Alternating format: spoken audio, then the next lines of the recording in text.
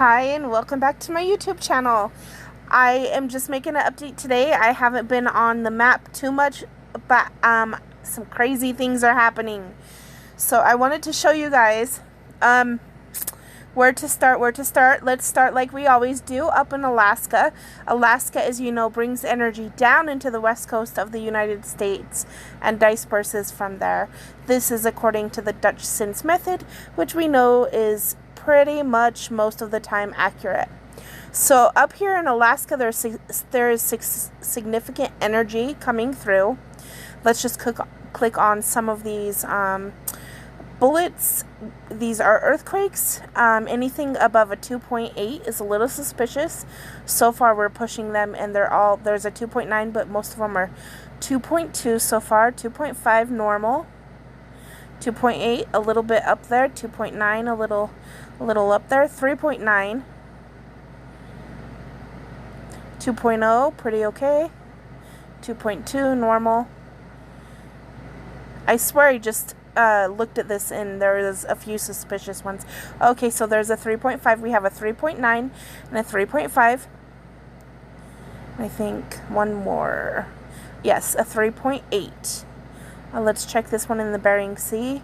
A 3.0. So there is significant energy coming from Alaska that we could follow down into the west coast United States. Now, when you get into the United States, you see that Southern California, not much is happening in Southern California, as well as Oregon and Washington. You do see a few earthquakes. It is an active day. It seems like nowadays we either see activity or we don't. There's either activity or spooky silence. No, I should say that there's either spooky activity or there is spooky silence. And just ignore my notifications at the top. I'm sorry. So we have a 2.6 in Northern California. Pretty normal. A little, it's something to note, but not too bad. A 2.8, that would be something to note, but not too bad. It's a little higher than just an everyday normal earthquake, though. 2.1 normal, 2.2 normal, 2.2 normal, and I promise you, we're going to get to some exciting stuff in a minute. So let's just look at everything else and get there. I'm going to say best for last. 2.4 normal, just trying to get these out of the way. I haven't seen all of these, and I want to know what's going on just as much as you do, or some of you do. So I'm just checking these real quick. These are all pretty normal. Now, this right here is the sequence of the Nevada earthquake that happened about a month and a half ago, a 6.5 in Nevada, and these are aftershocks that have not slowed down ever since. It's kind of funny that it's so active still.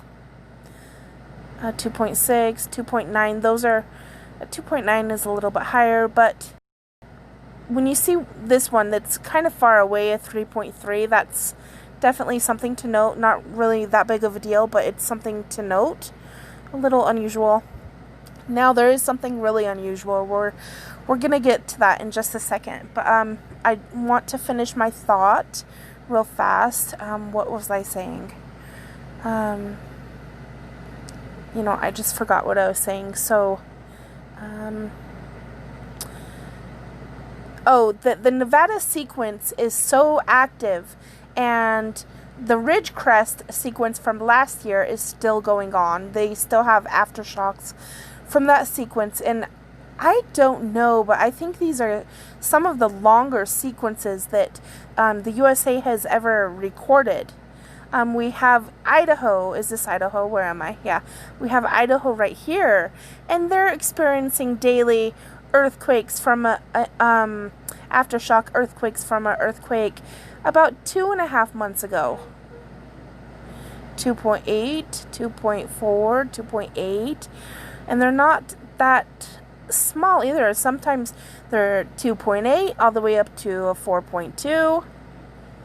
Okay, so let's get into the suspicious part that you guys are probably curious to hear. What do we have here? I know Dutch Sense talks a lot about mining, but I have a theory personally about water, like swampy water locations. Hey, update on my ancestry DNA thing. Oh my gosh, I'm sorry about all these notifications, guys. Anyways, I personally have a theory. Oh my goodness, so many notifications. I'm sorry. About swampy areas kind of like this.